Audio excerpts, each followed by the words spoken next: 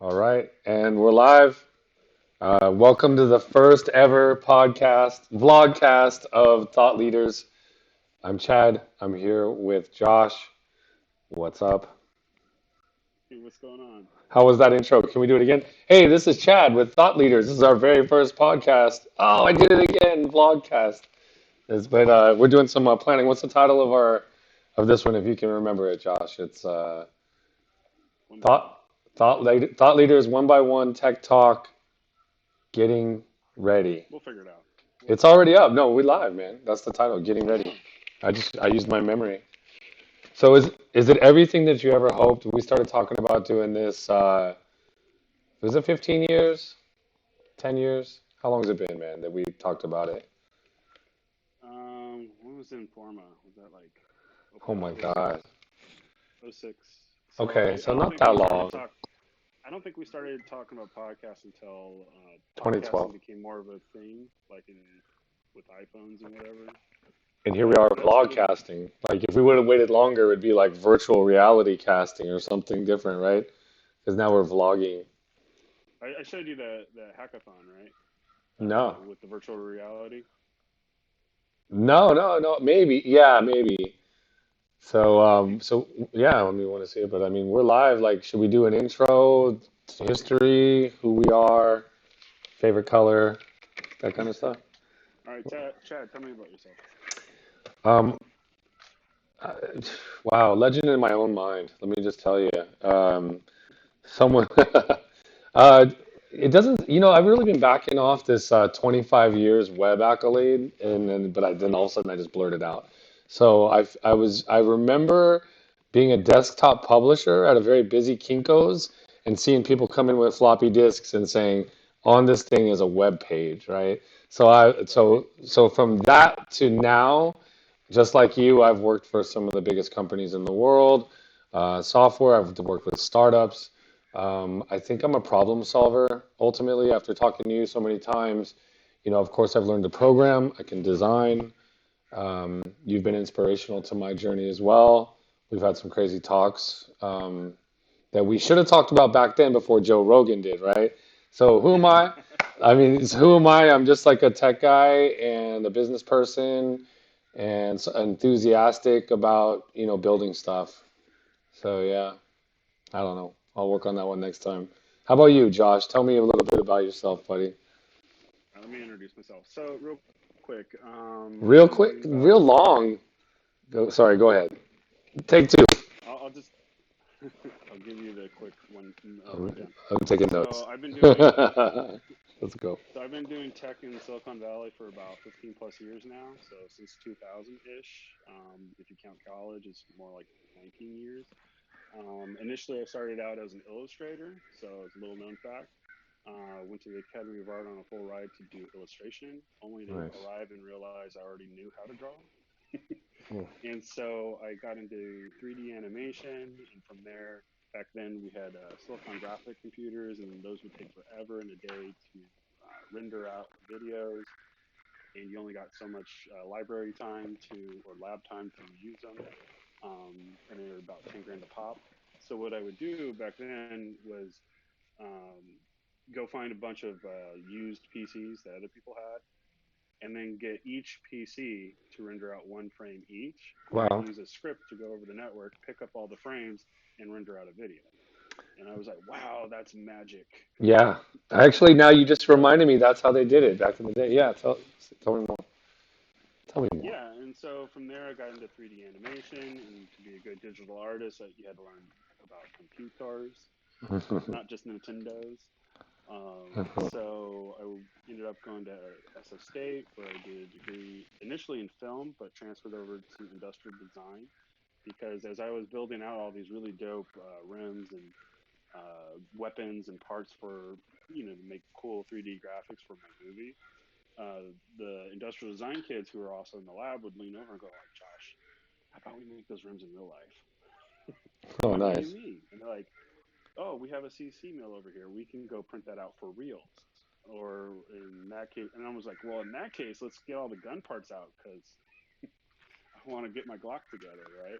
Or my samurai sword or something." Because I was watching a lot of Yojimbo and cowboy movies. And so we started printing all this sort of stuff out. And eventually the dean of the school found out what I was doing. And he's like, Josh, you cannot be making weapons at school. And I'm like, they're not even assembled, let alone fire, right? I need Mhm. to test them out first.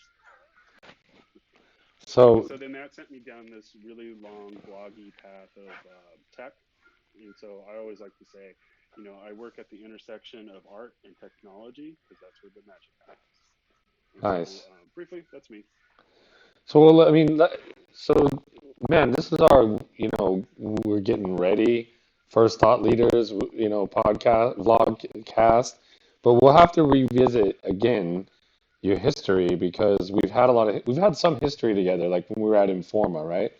And I remember when I met you, it was probably virtual. I don't know. Did we have screen shares back then?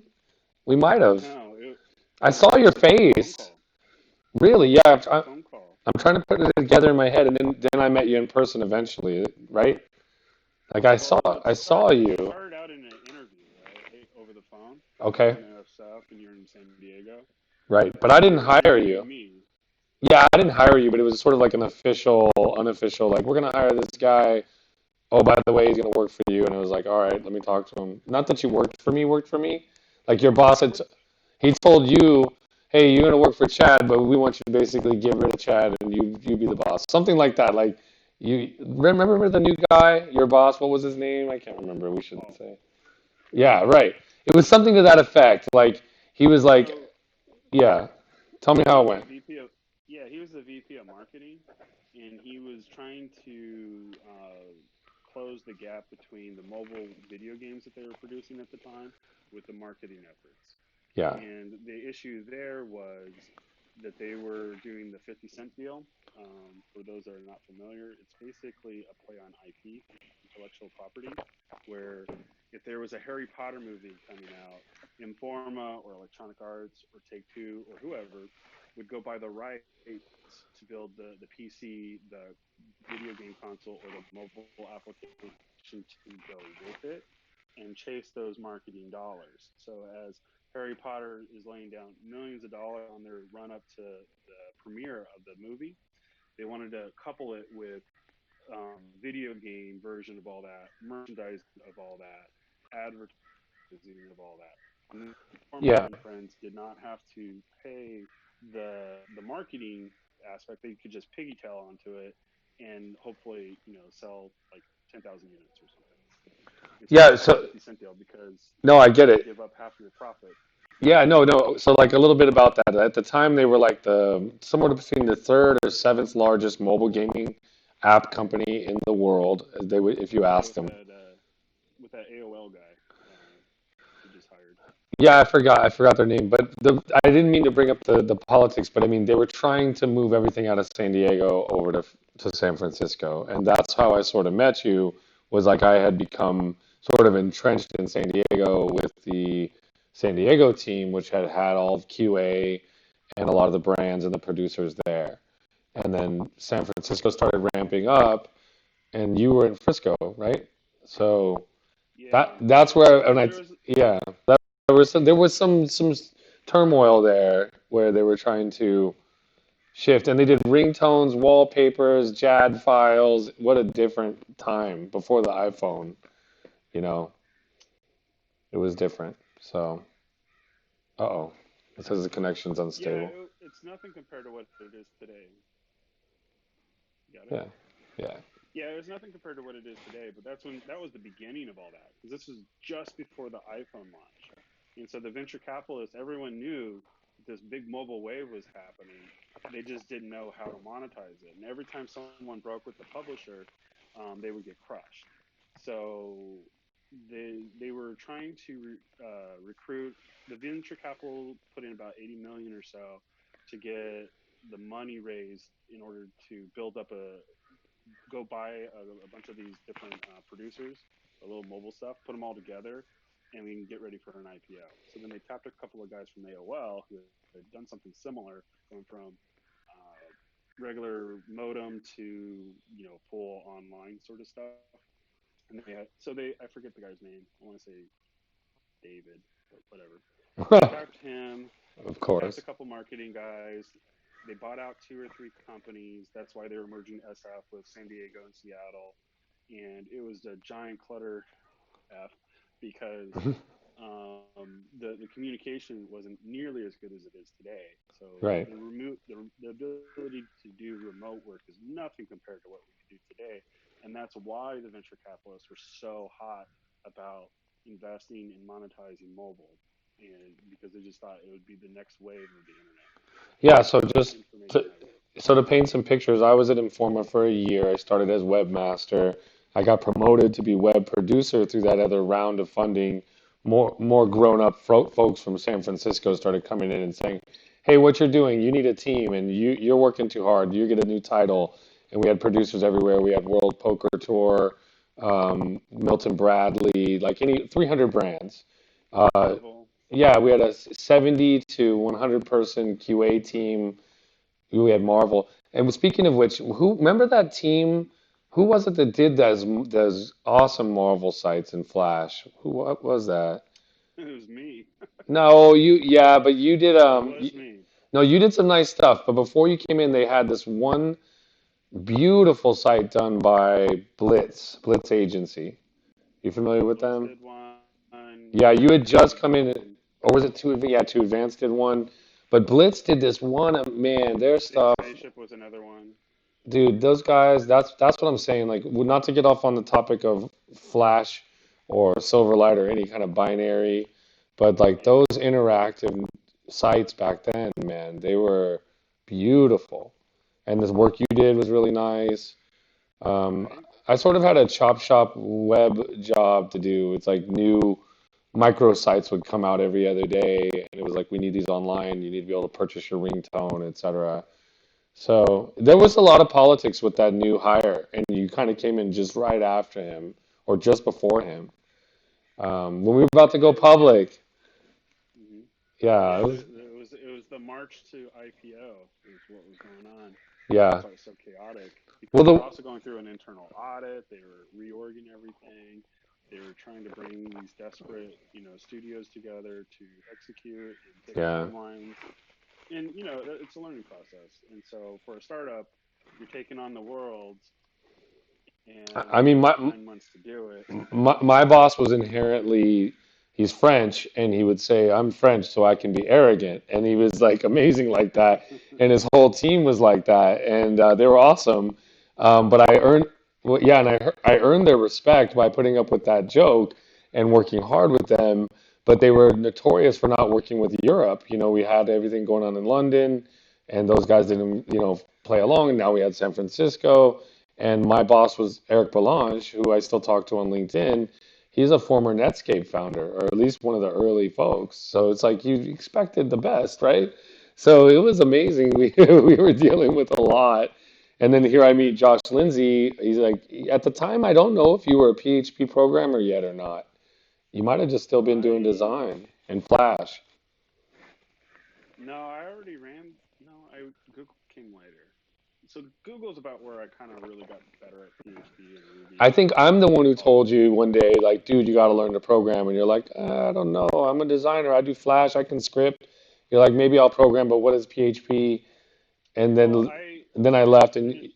yeah, tell me. I had just finished my stint at Electronic Arts on The Godfather for the Xbox, and That's that right. is where I started learning some Black Magic, Yeah, some buddy. Yeah. wizard shit. And because you're hanging out with a bunch of C++ guys like crazy, and Hmm.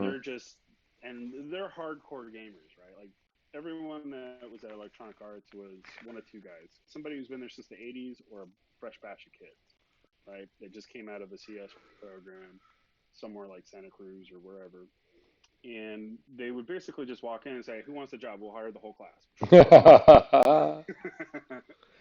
Of course, they didn't pay as well as the other tech companies because it's fun. So that's what we call the sin tax, where we're paying a tax because we're having fun at work, as opposed to Mm. getting to pay top dollar to do something you totally don't want to do, like build an HTML form or something Exactly, dude. stupid. You said it and perfect. so we, Yeah. but we were working on the Godfather, right? We were Yeah. excited to meet. was hoping to meet Al Pacino, but he didn't come in for the voiceovers because he did the what was the Miami one that he played in? It was another gangster movie. It'll come to me in a second. Goodfellas? No, that was That's the not him. group. Well, that was Coppola. No, it Okay. was can't believe it's blanking on it. But it's a famous gangster movie in addition to The Godfather, which he did. But you got to meet the whole cast mostly, who did the voiceovers. And during that time, I was building physics engines, and that's kind of where like all of a sudden that art and technology thing just kind of clicked right at the intersection of art and technology is magic. And so here I'm going from like a kind of a novice programmer, flash guy who knows some action script that knows how to code but wasn't on the level of these C++ wizards or these warlock that are straight up C. And they're like the bugs that, just to illustrate how difficult it was at the time, the kind of bugs that I would get would be more about like, hey, you know uh, that physics routine that you implemented last week? I'm like, yeah. Well, QA just got it, and the Xbox caught on fire. So we think that maybe you didn't close one of your loops, or maybe you're doing something that's a little energy intensive. And so, can you look at this burnt plastic and tell me where this might have gone wrong? You're like, well, was it the CPU? Was it the RAM? Was it the graphics? I don't know. Let me look. Let me look. And so now you're literally looking at burn marks and trying to determine like where in the program did this fall down, right? And then you go look at your algorithms, and then you're like, okay, well, I'm gonna have to go optimize this routine. It's gonna lower our fidelity because you can't keep up 30 frames per second. It gets a little choppy, and people get sick when they have choppy frames like that. And so then you're all of a sudden like really want to know physics for reals because you're trying to simulate it. And so Right. now you're teaching yourself physics, you're doing C, C++, you're in these wizard fights that turn into flame wars. And at the time, I thought we were just screwing around for the most part. But in retrospect, I'm looking at it, I'm going like, that was the best learning experience ever, right? But coming out of that into the big dollars where you're talking to Google and friends or some of these startups looking for some stock or something like that, you're realizing, well, gaming's not everything. There's this thing called the web, and Yeah. there's information technology that affect real things in the world, like power grids and phone networks and banking databases. And so there's all these different things you need to think about that doesn't have to do with, some gangster punching another gangster in the face, right? And trying to make that look real. And so Right. that was about the time I met you. And so then you were introducing me to some of those other technologies. Yeah, so for a short period of time before your career took off into the Silicon Valley area with Google and also Yahoo and other No, places. let's not name them. Let's Okay, not name them. okay, my bad. But just you've been everywhere. But I had a brief mentorship stage with you, right? Because I was web producer. I had a 7-person team. I was going to end up handing you the platform, and that's what the boss up there in Frisco really wanted. Even though he ended up getting let go pretty quick for his management style, I'll never forget what he did to our corporate site. Where like he must have hired his neighbors to do it or somebody, because he brought in like a Well, 5-person team, and it was the most ugly site I've ever seen. I was like, well, he had some contacts and he did marketing, but it was print marketing. It wasn't oh digital marketing. Lordy. And so the contacts that he was talking to had really beautiful print stuff, right? Okay. And it was more about like print. It had nothing to do with the web. And he thought, well, I could just pay them more money and somehow they'll figure it out. And what came Yeah. out of it was a bunch of garbage from Pork Express that was written in Horrible. HTML. Can you It believe was it? it was god awful. And I remember like reviewing the stuff, and I'm like, how much money did you spend on this? Like right, like I don't know, in the high 30s, maybe more, right? It was just even for phase one, it was bad. Well, And without it, mentioning numbers, it was a large sum of money, and I'm going like, you know what? Here, I could just do this, and you give me the money. right, And he didn't like the condescending tone I had towards this, but he kept getting into these these fights with every flame wars essentially because his ego was at stake and he was trying to make it sound like he knew more than you did somehow, even though Yeah. he's not in tech, even though he was That trying to do it from a marketing perspective. that was what was weird. It was like I get along with everybody as best I can, and like I work hard personally, and I never. If something looks good, it looks good. I'm not going to be my, I want the end result to be the winner, right?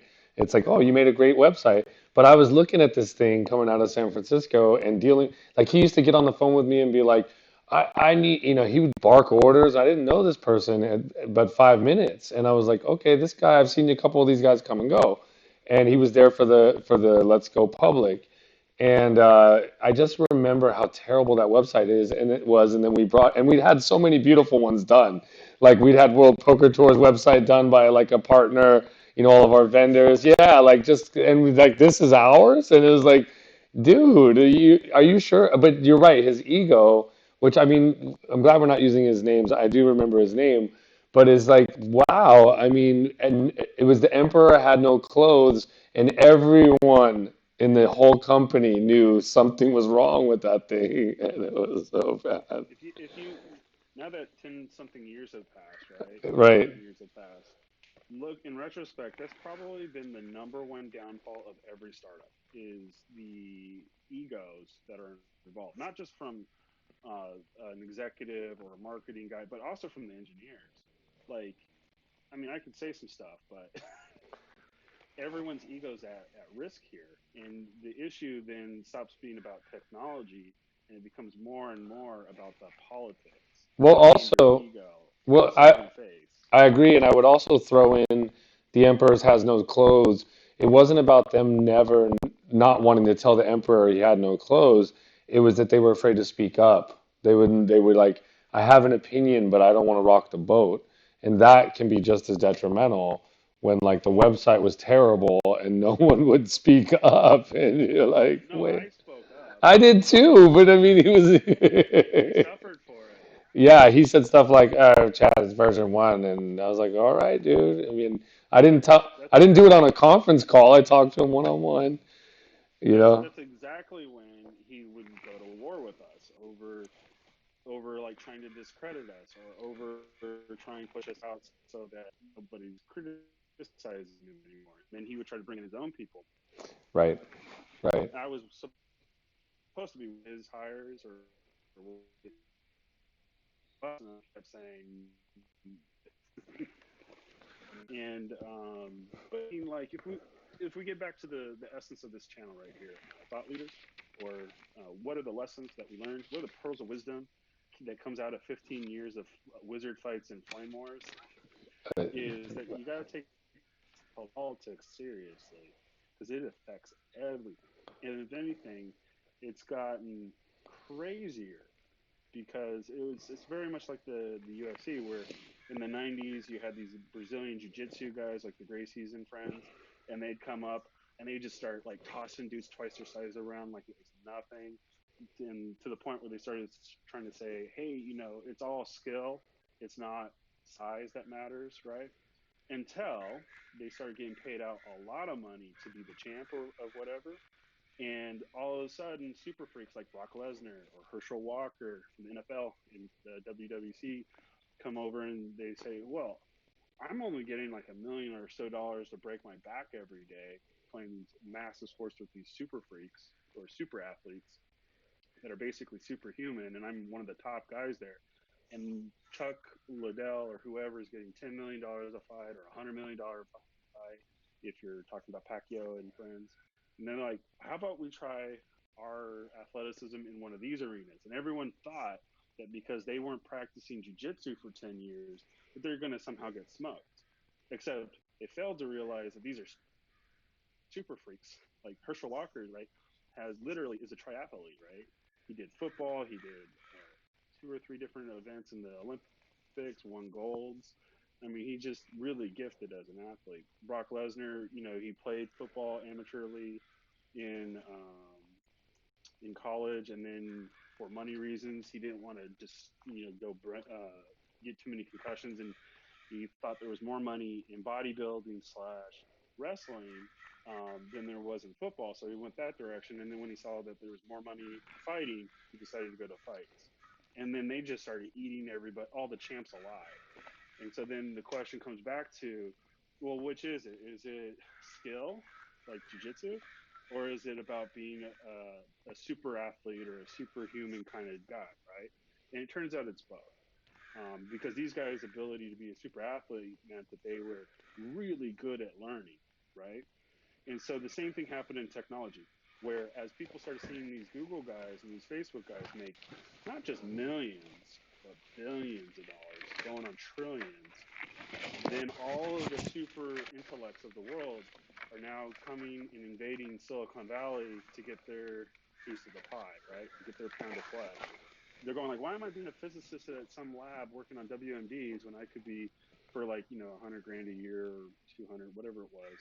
I think the going rate's 150-ish for a new college grad versus why don't I go apply physics in the real world and do quantum computing, or why don't I go help Intel and friends, work on making high fidelity graphics? Why don't I go help disrupt the financial services with Bitcoin and cryptocurrencies and all this jazz, right?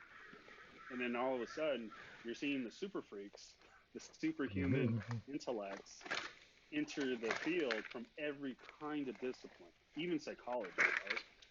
Where they're now like starting to identify people based off of like, huh. So you're saying these guys with Asperger's are really great at doing this very hyper specific thing, but they have no people skills. Well, let's spend some time and understand that. Oh, you're saying these guys with dyslexia have this really creative mind that seems to, cross everyone's boundaries. Let's go talk about that one. But they turn out to be good entrepreneurs or engineers, but they too suffer from boundary issues, right? Or here's these people with ADHD that have been popping Adderall like it's speed since the 90s, and half of the reason why they sound like they're coked up is because they are not coke but speed or meth, whatever the thing is. And how is that affecting the interpersonal dynamics in the office when you have things like open office where you take down all the boundaries on purpose so that you would open up communication, except to only find these guys going into wizard fight mode Well, I and mean, go ahead. well, I'm just saying you covered a lot of topics all in one there, and I want to okay, I'm going to interrupt you for a second. And say, let's go back to like building a thing. Okay, we're talking 2010 to now to 2020. Okay, right? So 10 years. And like if you and I go to build a thing, then we only have like two chefs in the kitchen, right? And we're going to build the thing, and there's not going to be this natural democracy of like, well, what do you think? And want to include your opinion, and also this, hey, we are getting buy-in, and we are moving forward. But if all of a sudden there's a third or fourth or 20th person on the team, and those 12 of them can go over there and start talking about what we're building, meanwhile, while we're building the thing, all of a sudden that politics you talked about really does affect the thing because you're sitting there trying to code, but you also know that you have sort of an anti-pattern going on where someone else on the team who's really not contributing, really not a full stack, really not a designer, really just really got good at talking, is over there talking about features. And they start politically taking the attention off of things and even get political and even get teams replaced or and that stuff scales. Like that scales across companies, deadlines are missed. You know what I'm getting at? It's like you could call that Yeah. politics, but it's almost like a communication, it's like this, right? Like Well, this is why I'm bringing up the psychology aspect of things and the practicality of building these practicality. skills. I'm gonna write that down. And so like I remember at this one startup, the CMO started taking over the whole company because he's really persuasive. And half of the reason why you wanted to work with the CMO, even though he's in marketing, was because he was good at selling, Yeah. right? So like in business or in venture capital or whatever, I remember this one guy was talking about funding sources. He's like, he's talking to a whole room full of MBAs. He's like, hey, okay, So what's the best source of funding? Some guy raises up, oh, collateralized debt. And another guy goes, leverage debt. And another guy goes like, debt, debt, debt. And then somebody else will go like, no, the right answer is sales, because as long as you have sales, you can fund this operation forever. Now, with all these debt obligations or whatever, you can only grow so fast until you hit that wall and come right down. So an apple doesn't fall far from the tree, sort of thing. And so a good CMO, or anyone that's a chief of anything, right, needs that good ability to sell, which means that they need to be somewhat charismatic and have lots of good people skills that transfer very easily between subjects.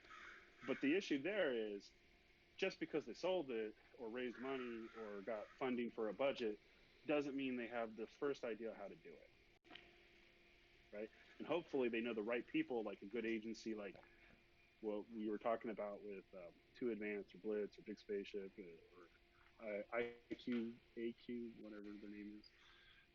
There's gangs of these places that that's all they do, right? Frog's another one. I'm blanking on some names, but anyways, there's a bunch. And even in the Steve Jobs story, he would go to Frog and outsource stuff to get, because it was firewall. It was literally a separate company, separate leadership, separate building away from Apple, where all the crazy wizard fights were happening. And then they would come back with an answer to one or two of his questions or problems, and then he would use that and then throw it throw it onto his team and say, now execute. This is the vision. They translated my words into a vision or some prototype that's usable or whatever, but it's not production grade. And this is where you guys, the super freaks, the massive intellects that can actually make magic, that's where you come in. And you need to take this thing that kind of works, but encapsulates my idea and make it real, right? And whatever time it takes to do that, because he already got buy-in from investors in the stock market or whoever, now go execute. And so when I was younger, at the time that we were talking about it in Informa, I had no idea about any of this. Like none. I was too busy, with the tech or with the design or the whatever, and rebel without a cause sort of thing going on. But 10 fast forward 10 plus years and seeing all these wizard fights play out, I feel like I'm watching the UFC, but from a technology perspective, So where yeah, no, I love that stream of consciousness, and I guess I want to, something inside of me wants to keep wrangling back, not to solve, but to shine light on. I guess you and I, long time ago, used to talk about the terms anti-patterns, but I don't want to talk about that too much. But it's like throwing money after good money after bad investment, right? You're like, we'll throw more money, more develop, constant, yeah, more money, more developers, push, push, push, and you think you're going to end up with something, right? So a little bit of my career is that out of my beach house in Mission Beach, I built a technology or two that was much more streamlined and competitive than the biggest banks in the United States could build with their very large software teams. And I did it with one other gentleman, and we had like nobody would knock on our doors. We take a walk on the beach, and we had one communication to one manager who was hands-on, and he was very nice and patient. He wasn't like, "When's it going to be done?" He wasn't like, you said this data point and that story task would be done on this date. It just, he was patient and stuff just kept iterating. And so what I'm saying is that I remember from that experience that a beautiful set of technology was built, whereas um, whereas I've worked on big teams where they've had all the money and all the smart people, and something that comes out is just not so cohesive. So we're still in that time today, even in 2020. There's still, but there's this thing. what is it? To go fast, go alone. To go far, go together. And it turns out that we're doing both at the same time, where startups will go fast along one specific vertical or matrix, right? And the big parent companies, the Googles and friends, are more like they're more like the Department of Defense, the DoD, right? Where they're acquiring all these startups to fill the grand vision, right? or to complement or integrate into the grand vision as these things peripherate. And there's actually a concerted effort by the DoD and friends who do that sort of stuff, right? And we're seeing a lot of that play out here in the valley, where you're literally seeing Boston Dynamics and DARPA project build out the drones, the Terminators, the super soldier Terminators. But you're seeing another group out at MIT do exoskeletons, right? You're seeing another group. You see Elon Musk seems to get a lot of this stuff. He's kind of like the guy that they just hand all the great ideas to, and they're like, "Go execute." This has been going on since the moon landing, right? Where now that we got the electric car with the autonomous car, which is goes back to the drone stuff. Now we got self-flying rockets. So now we have a delivery mechanism to the space station and the moon. Once we have that, we can cheaply deploy satellites globally. Now we have global Wi-Fi and global 5G, which there's other negative connotations to that, but I won't go Yeah. there. And in years, as I'm looking at it, I'm going like, wow, I'm seeing a 60-year plan play out in front of my eyes. Stuff that we were talking about in the 80s is actually coming to fruition in the 2020s. Okay. Okay. So again, okay. So I sort of have an agenda forming in my mind that I'm drawing out of you here. So I'll just try to speak it. So we saw a step back in our opinion, at least in my opinion, and I think we talked about it the other day, rich internet applications with binary distribution, the scalability, and I'll say Flash Flex or Silverlight were pretty good compared to where we had to then wait 10 years to get to where we are now, where, hey, it's pretty good, but even the tooling hasn't yet caught up. But let's just say that it will. But it was an example of a person with an agenda or a company with an agenda could reset technology back 10 years for their own agendas. So all that being said, from the past 10 years to now, and now we're burgeoning on artificial intelligence, right?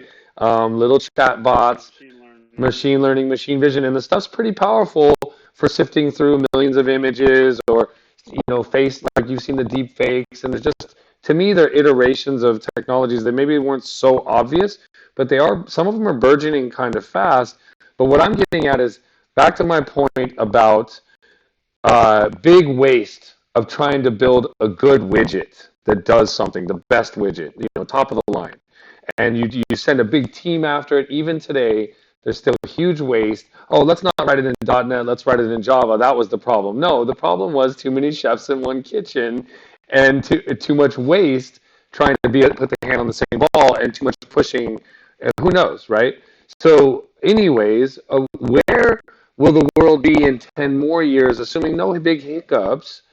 What does the transition look like where AI fills in the gap, or people get smarter at smaller teams? Like, will software continue to be wasteful when they go to develop it and B grade, C grade? Like, I don't know. I mean, maybe not all software is bad, but I mean, especially in the enterprise, Well, I think is what I'm getting at. Like, what do you think the software looks like when the AI gets plugged in? And do you think teams reduce drastically and it's back down to small teams? And like, what? Take a wild guess. Like we've had the past 10 years. What's the next 5 or 10? Like, yeah. so back in the 30s or the early 1900s, we had Orson Orwell talk about space invaders or aliens, whatever that was, right? You also had Gene Roddenberry, so a very dystopian view of what the future would look like, and it included all this technology, and if they can if they can dream it, they thought it could be built eventually, but that's 100-year or a 200-year time span that they're talking about when you're talking about science fiction.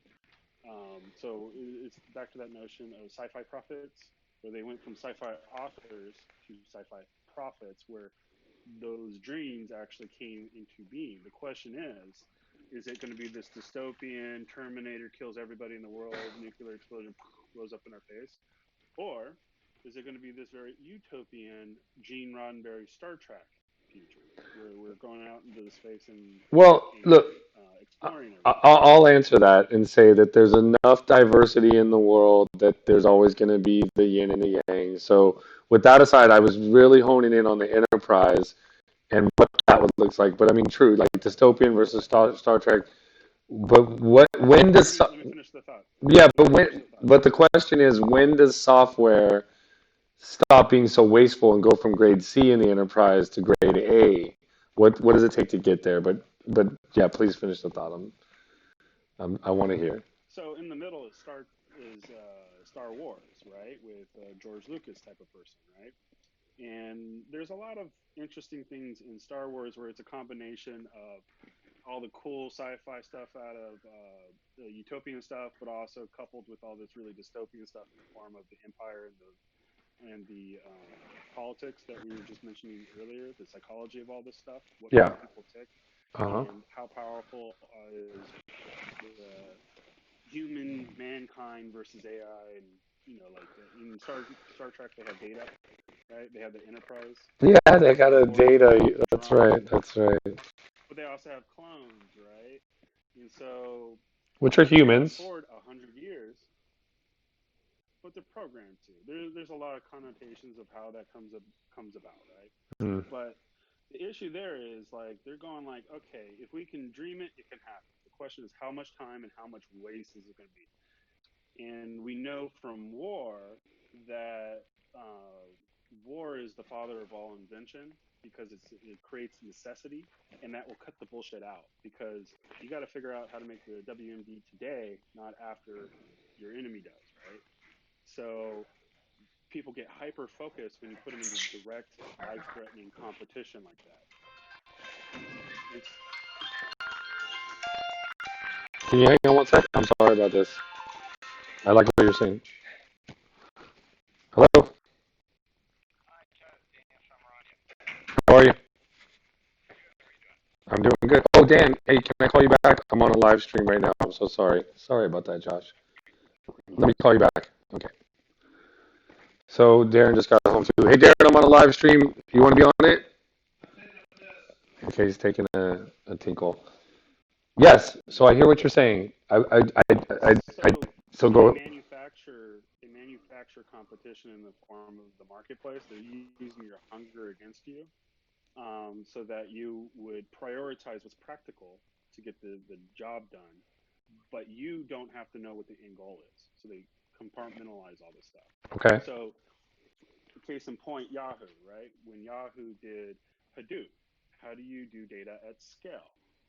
How do you find a needle in a haystack? So Yahoo, because they had a necessity from market forces to do data at scale, they created this thing called Hadoop, but it was wicked expensive to keep it going, and they couldn't necessarily monetize it as well as they wanted to. So then they partnered up with the government to do Cloudera as a IQT investment. So the government comes up, IQT, In-Q-Tel, that is the investment arm of the CIA who invests in tools that helps the CIA do their job better, right? Okay. So doing data at scale, intelligence, is something they spent like $1 trillion trying to figure out how to do and failed. Yahoo did it for free and just needs to maintain it. So they joint operations and said, okay, let's create a new company called Cloudera. They'll own Hadoop from now on. You get to use Hadoop, but you no longer have the cost of it anymore, and you can take shares in this thing called Cloudera, i.e., Hadoop. And now, and here's the genius part of the whole scheme, is they're like, we're just going to give it away to all the kids, because then the cool kids drinking the Kool-Aid are going to pick this up and build Twitter, Facebook, and friends, and then they'll data on everyone globally, and they'll one of them, if we give it away and give them these high power tools, stuff the military uses, let them go spend 10 years on it or 5 years and build like a multi-million. Something's going to work, just a matter of which ones. And when one of them builds it, then they come over and say, okay, so we're professionals in Hadoop. We want that back door. Give us the data. And then they hand that directly over to CIA and friends. Then they do, or the NSA and friends, the DoD. These kids didn't know they were playing right into their hands, yet that's how it went down. Okay. We talked about not going too far down the NSA CIA rabbit hole, but I'm glad you brought it up. But I'm gonna, as this being the Thought Leaders podcast, a vlogcast, it's definitely an open agenda. So okay, so we've talked about a bunch of things, and we're gonna re-talk about stuff. But in the interest of the main agenda of our first ever video, I want to put some topics down here. So one of them is artificial intelligence, right? AI. Um, AI, sure, which encompasses ML and machine vision, which, okay. I think we can talk about literally anything, right? But programming is going to be another. What else? AR, VR, Yeah, augmented which doesn't get talked. virtual reality. Yeah, AR and VR doesn't get talked about too much in my circles, but that's neat. Google Glass scared everybody, right? Google Glass They're like, scared wait, you're everybody, not watching me, are you?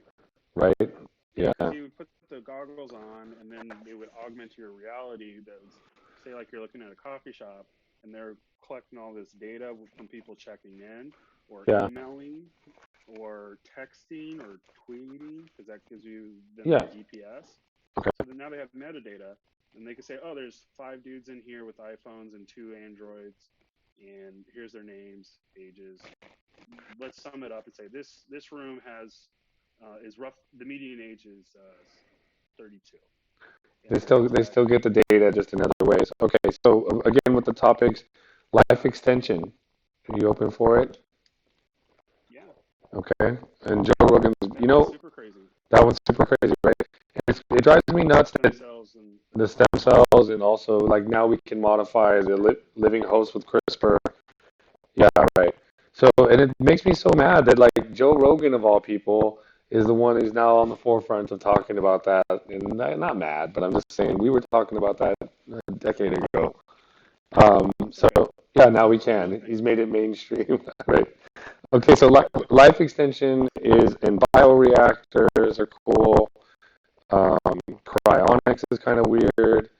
Like for instance, I'm not afraid to say I'm signed up at Cryonics Institute. Like it's so weird. We've been saving data on our computers for decades and keeping these data centers like these perfect environments for them. But with the human beings, they're like, just burn them down to a crisp and throw them in a bucket.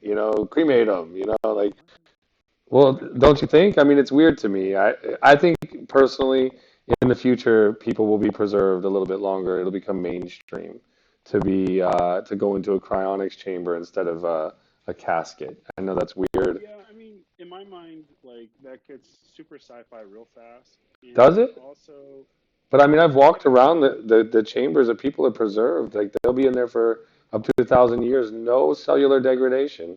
Why is that sci-fi? because of all the sci-fi movies that came out over the Oh, because last of the couple sci-fi of years. movies. But what about when you're on Star Trek and that was what, 30 years ago, 20 years ago, and the guy's on a tricorder? Yeah, Do you think people really envisioned that everybody would have a cell phone walking around doing this selfie? Like some people got it. Most people thought it was impossible. I know when I saw it, it was like, there's no way you're gonna talk. well, Chad, like look at this whole thing called religion, right? Not to get into religion, but what are they Should I put talking religion? about? Like, Right. yeah, why not? They're talking about life after death. And in a lot of these religious experiences, that not to pick on anyone or anything like that is people trying to think about what is life, right? What are we? Are we a spirit or are we an animal? Are we robots? Are we not robots? I mean, look at our genes. We have this thing called DNA. We can go change it like code. So Maybe we I'm gonna can put DNA down. regrow hair or change the color of your hair or your eyes or something Right. like that. Change the color of your eyes. I was just And saying that. we're slowly but surely finding ways of doing all these things. And so then that begs the question: is like, okay, are we a robot or are we some celestial being, right? And so if you're into mysticism or anything like that, they're saying, yeah, celestial being. There's some secrets here. We're not going to tell you what they are. I'm not going to elaborate. But they're begging the same question, and they're saying through meditation or through dreams, you kind of can intuitively know these things one way or the other. And then people like to throw drugs in there and say, ayahuasca, acid trip, Joe Rogan. Oh, my headphone died. No, the audio sounds pretty good though. It just got really like around. How about Good. finance? I want to keep throwing some topics down so we can like. How about finance? Do you think that's even worth being part of the Thought Leaders blogcast? Yeah, because once you start talking about Bitcoin and quantum computing, then Okay, all of a sudden you have diametrically opposed technologies. I'll note One that is there. trying to encrypt and decentralize. Yeah, Bitcoin's trying to decrypt or encryption and decentralize money so that governments can't control it. The other one is trying to find a fast way to decrypt any algorithm, yeah, and then therefore everything is it's moot. unsecure. Yeah, which is And so coming. then, I mean, I read, yeah, not to get on every topic at once, but I mean, I read that quantum computing is going to be the biggest underpinning that we face in our life versus like AI or any of this other stuff because of the power, like what you just said. Some people are saying that it's going to be a major, what do they call it? An upset disruptor. What else? What else? What do the thought leaders want to talk about? I'm sure I missed some well, back design, to the politics and the psychology stuff. How do politics. That you was the one like, thing we were going to talk about. as it relates to tech? I'm not As talking it, about okay, criminals, okay, right? politics of tech. How do Okay, you build an effective Scrum Agile team or a team at all? And I think football and wrestling and sports have a lot to say about this, which okay, a lot of your academic types never did. So it may be revisiting some of those subjects, lessons learned from the NFL, lessons learned from the UFC, lessons learned from the NBA, would actually help inform how to do a team properly. In fact, if you take the word scrum, it comes from rugby, where they form a scrum, they make up a plan real quick, and they go execute it. And then the next play, meet again, think about what went down, adjust their tactic, do it again, do it again. And each time you're using pain as your teacher, yeah, right? And you're interesting. measuring it in yards or inches. And so there's a lot to say there in terms of leadership, in terms of teams, in terms of how that affects technology, and lots of stuff, right? You could just take the New York Yankees versus the A's, where the Yankees have all the money, the A's don't. So the A's do something like Moneyball, whereas the Yankees just raise more money and recruit all the A's. So Gotcha. same Yeah, thing Jeter. no, I like that. I like that. I like that. I feel like we're missing some obvious topics. Let me just kind of run them down again. AI, ML, MV. I don't know why I started out with that one, but it's on there. Programming, AR and VR, life extension, CRISPR, bio, cryonics, religion. It's funny those are all lumped in on this list. DNA, finance, Physics. Bitcoin, quantum computing. Okay, I'll put physics down. How about time machines? That's physics right there. I know. That's a That's what yeah, E subset. equals MC squared. Okay. Politics of It's tech, still a theory, team by the way. team building, team dynamics. I already got that. Um, those are a lot of good topics, man. I mean, thought leaders are, in my opinion, about our blog is that I've got this hunger to try to predict the future so that I can pivot on the landscape, if you will, or at least be prepared for the future and maybe get lucky, and then This we, is what we were working on in GE, predicts, predictive analytics.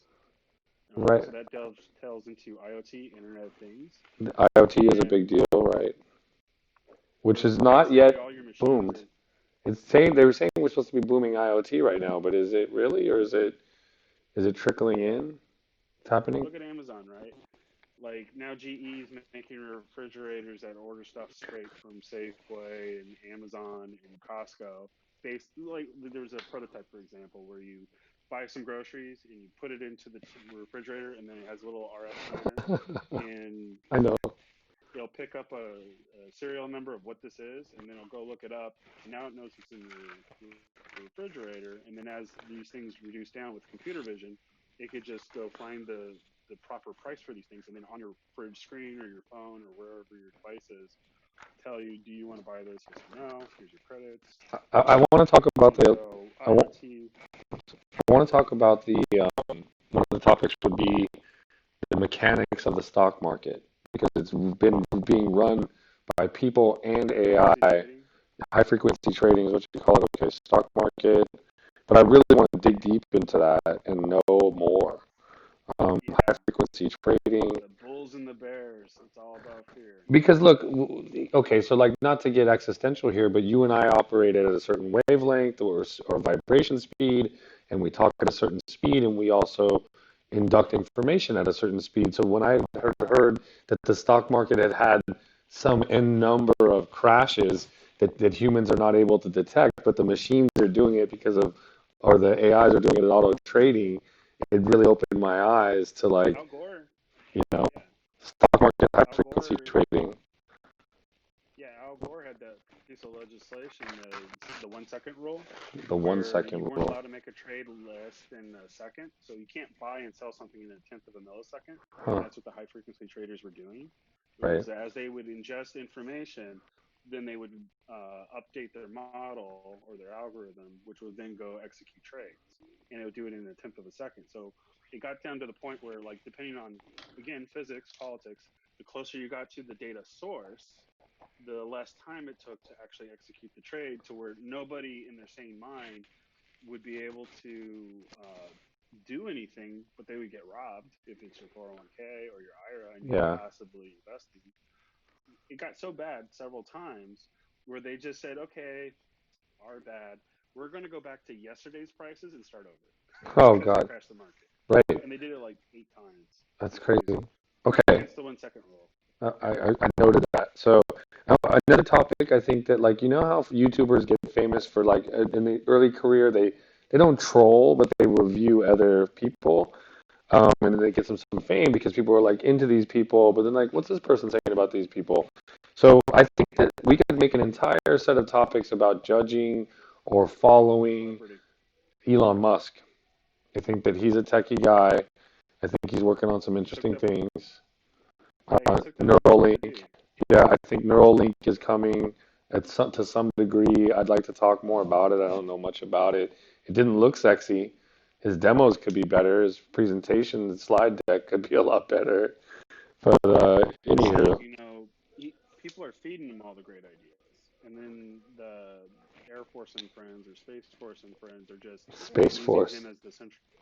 They I are. like it. I know. Look, So so 5G. so some of Elon's upcoming things, like if he like you know, I have my dog rescue in Mexico, and so I do live. They're not third world, but their world is not ever gonna, not for a long time, are they gonna have fridges that know how much milk you had in it 5 minutes ago. So it's interesting to talk IoT over here, and now that I've been back over here for a while, it's just a stark contrast, right?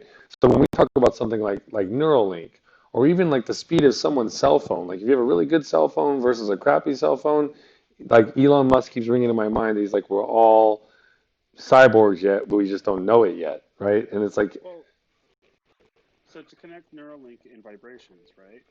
And the other conversation about being a good talker, you're literally using vibrations to communicate your mind to someone, right?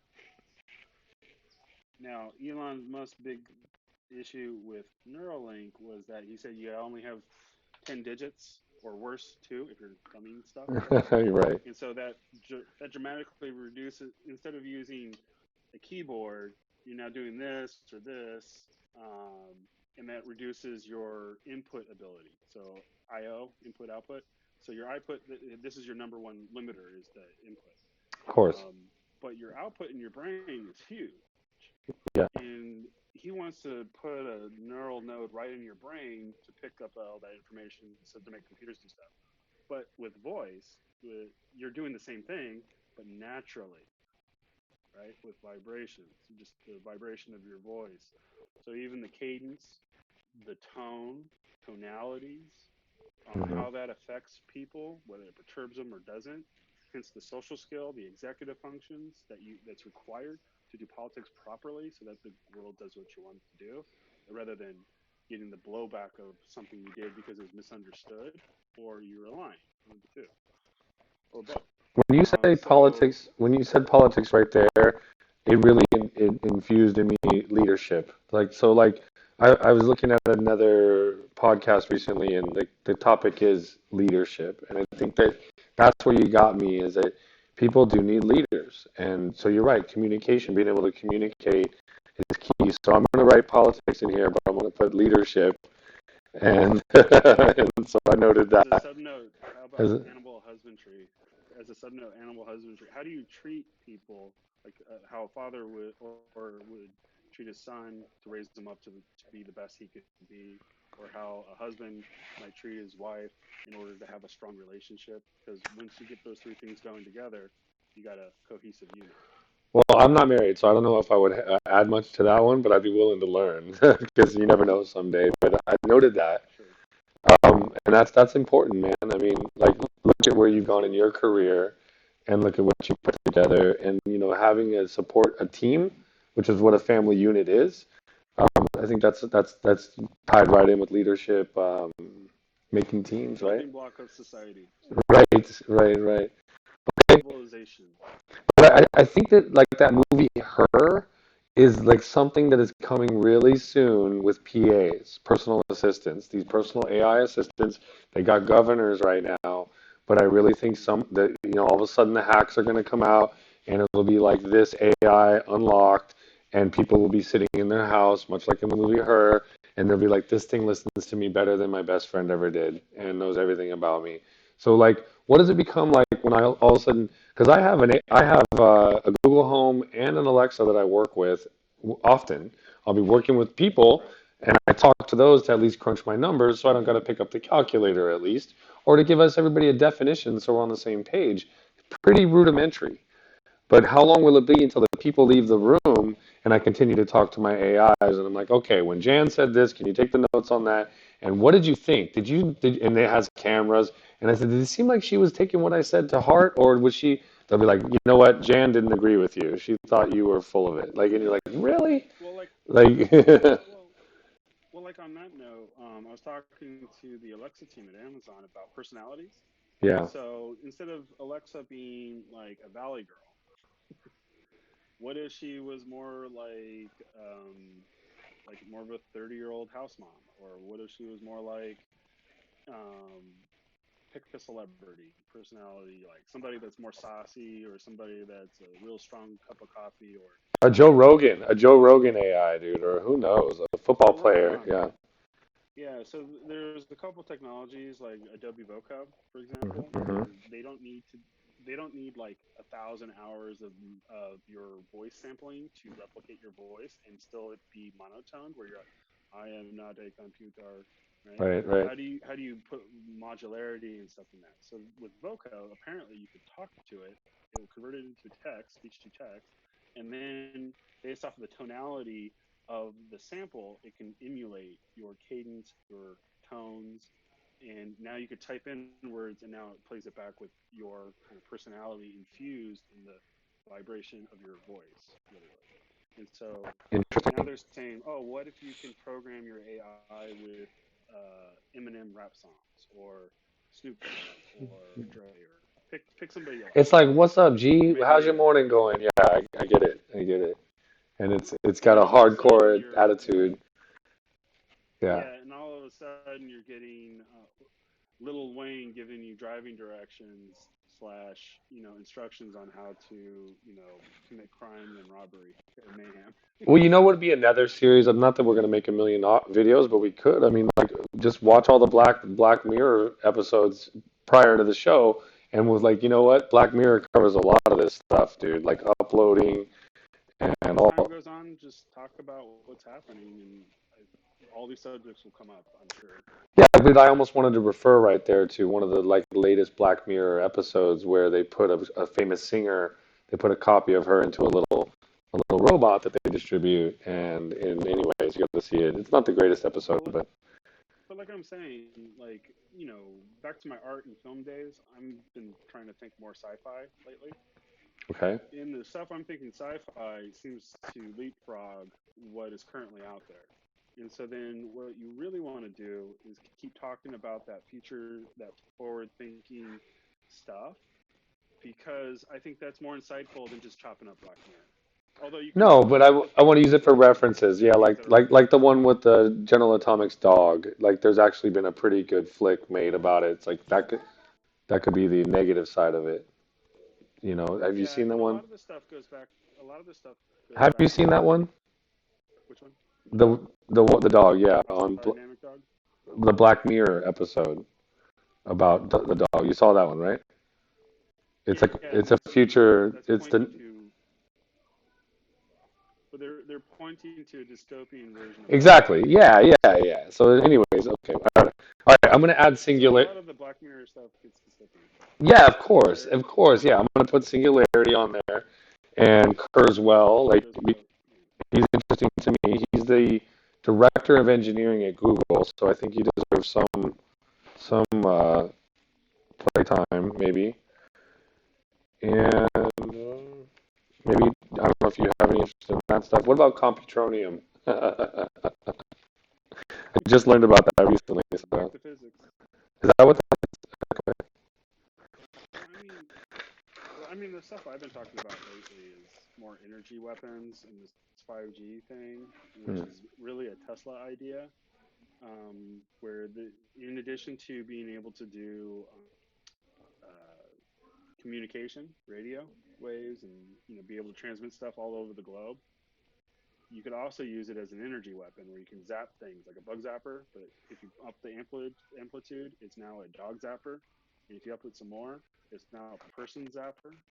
And so this goes to a argument between Tesla and Einstein, where Einstein said, "Oh, let's do WMDs before the Germans do," and Tesla's like, "Well, I come from a country that would have been effed up. Wouldn't a stronger defense be better than a strong offense so that we don't destroy ourselves?" So he created the Tesla coils to do the bug zapping thing. And then therefore you don't need WMDs. And they wizard fight about this for some time Huh. while he was wizard fighting with Edison about AC versus DC. And so then fast forward to today, we have Tesla coils in space in the form of Starlink, i.e. 5G. Now they have global Wi-Fi communication, but it's also an energy weapon. Huh. Never thought of that. Hence Space Force. And whoever controls the skies and has sky dominance is in charge of everything. And then that's why the Air Force generals are coming out and saying, "Hey, we got to get there before China does, because they're leapfrogging us with the forced technology transfer thing."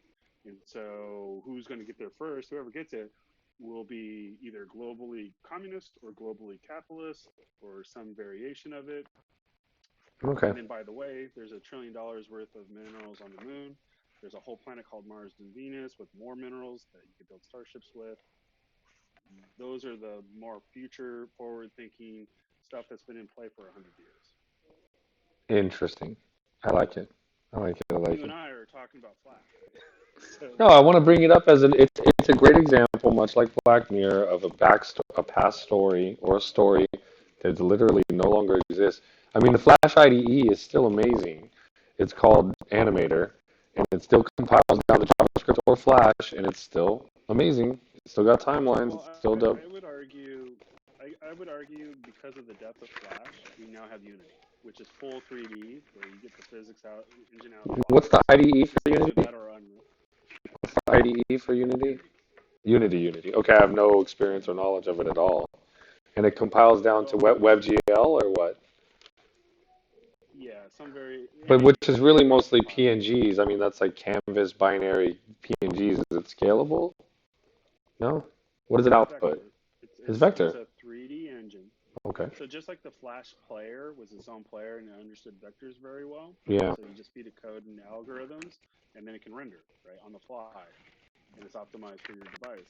Unity does the same thing with the Unity player, and you use the Unity IDE, which has both have the physics engine built in, And what and so then this language? way, JavaScript or what's the language for Unity? C Sharp? it wasn't. It was C sharp, JavaScript. For a while, it was in Python. Okay. And I think all three were supported until recently. So now it's just JavaScript or C sharp. Huh. Um, you can write it in any language because it had a cross compiler. And so it would do the just in time compiling. It would just convert this down into a Ooh. single binary, Oh. the perspective VM on your phone or Android or iPhone or your desktop or your Linux, whatever, they all understand it. And so now it's like the Rosetta Stone of languages. You saw that with Hex, Hex, back in the day with Flash, where you write in ActionScript 2, it generates C++ or PHP or Yeah. JavaScript or Down to P whatever. code and stuff. But this one, but it's still proprietary. But it basically made it so that people didn't have to join the Xbox program anymore for the to use the tools Microsoft provided for the Xbox. Now they just do it from Unity or Unreal, one of the two engines, and those are open source Yeah. mostly. They're proprietarily maintained, but just like Flash was back in the day where you had the ubiquitous Flash player, they both have. I think Unreal is C++ and it goes down to the bit code or down to the Okay. hardware. Should I make it a Unity topic? is Should I make Unreal and Unity topics? Should I? Because they're seeing yeah, it's sound the interesting. new Flash. Is it? Oh, God dang it! Why didn't you tell By me, man? Flash dying, it'll it's better than Flash actually. Oh Flash man, now you're gonna make an it's old man hardcore cry. IPC. So, um, I don't know why I didn't. I skipped past the programming. Um, let me just take this one sec as a customer. So, hey Dustin, how you doing, bro? I'm on a live stream called Thought Leaders right now, but I didn't want to miss your call. Can I call you back in just a few minutes? Will you be around? Will you? Okay, I don't want to chase you anymore. I'm feeling like weird about it. No, I'm kidding. I'll call you. Okay, I'll call you in about I don't know 20, 30 minutes. Okay, brother. Thank you, Dustin. I had that pre-set up. This looked like I'm important, but I'm just kidding, dude. I was like, call me at this such and such time. Sorry, everyone out there in our pre-planning audio with our 0 subscribers. You didn't even subscribe to our channel yet, and neither did I. But we're both managers. Programming in JavaScript, I can't believe I skipped past it. I mean, we could talk forever about the latest ES6, 7, 2020, whatever they got coming. What's the future of WebAssembly, Node.js, etc. Yeah, it's starting to look like ActionScript 3 all over again, right? But Yes, as they implement the ECMA standard, guess what? Flash beat you to it like 10 years ago, but and they got now awards, that dude. the rest AS3, yeah. Sorry, man. Go ahead. well, everyone's catching up. Everyone's catching up, but at least this time they separated the high-end graphics, i.e. Unity, from web standards. So then you're not mixing and matching markup with compiled code, right? Now it's more like, no, we're going to dedicate this to a piece of hardware and use the GPU and accelerate graphics and do all that physics stuff. And over here, we're going to make forms that hook up Yeah. to a database and manipulate data in an easy to use way, maybe, not really. But you're now separating turns out to what do you achieve? This one, we're going for high fidelity graphics that are hyper interactive. This one, we're doing more like form based stuff that's still interactive, but it doesn't require the fidelity or the physics, So, and okay. you're not going to chew up your All right. So, GPU and so CPU. I'm gonna keep doing pages of topics that we can talk about and philosophize. But one overriding thing I want us to do, if we do get on these shows more often over time, is I want to try to predict the future of something. I want to be able to look back in the videos later in the past and say, look, I was right about this. Or, but more, not even so much that, is I want to do the thought efforts. Like, hey, what will it be like with WebAssembly? Is there going to be some future AI that just writes all the software for everybody? When I walk by a screen, new software is just burgeoning in front of me and trying to attract my attention. Like, what will be the future of this technology stuff and when? You Well, know? like I was saying earlier, it's the sci-fi prophets or the sci-fi authors already kind of outlined this. It's Okay. basically done. Okay. I'll What put we're sci-fi trying to down direct, as a top. Sorry. Go ahead. Yeah. but what we're really doing is the pendulum swings between this dystopian utopian thing all the time. And so, is it going to be War of the Worlds? Is it going to be Star Trek or some variation of Star Wars in the middle? Right? Well, we're also bridging the carbon world with digital and then holograms, and we could go on forever. So, like, how are you going to feel in 20 years when you've built up your Facebook persona and it knows you, so it's almost like an extension of you, but it's active, alive, but it also is part of you. You're extended, and then all of a sudden that world gets canceled. You'll feel devastated. You'll be like, I lost my entire extension in that digital world. I mean, I don't know when you say that, what will the world be like in the future? It's like what are we going to be like in the future when digital has like creeped further into our lives, with like projection Well, and AR, and you can look at a tree and see how alive it is, how much oxygen it's getting, like weird stuff. well, you can kind of get that now, right? Of Like course, yeah. naturally, you kind of intuitively know these things if you spend time in that space. I think what you're really getting at is how do we get the computers to do what we do naturally, right? And then furthermore, how do we get that data set model to be more like object oriented programming where you could just load it up at will just in time? Where I'm not having to spend 10 years training up my AI to figure this stuff out all over again, because that's what the geniuses do is they rediscover the same thing over and over and over again until someone points them and says, "Hey, we already figured that out like 100 years ago.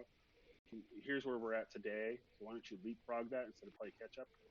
And so the same is true of the AI, where you're basically saying like, "Okay, we have this program that's for flying jets. We have this other program for running a nuclear reactor. We have this other program for managing you know a cloud or something, and you can't load it all up in your memory at once because you're going to use up all the information, all the data storage ability. Like physically, it's not possible.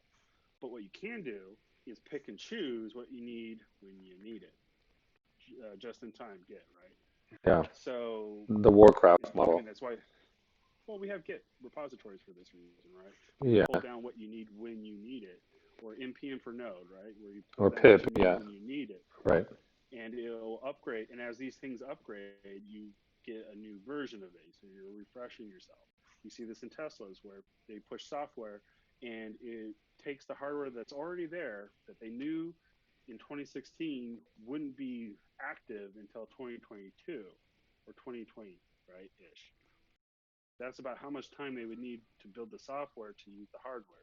Okay. But if we distribute the hardware now, then by the time this comes to being, the whole million car Tesla fleet that's privately owned individual You know cars will that, just right? wake up The million car and create fleet the hive mind, of cars. and that's IoT stuff.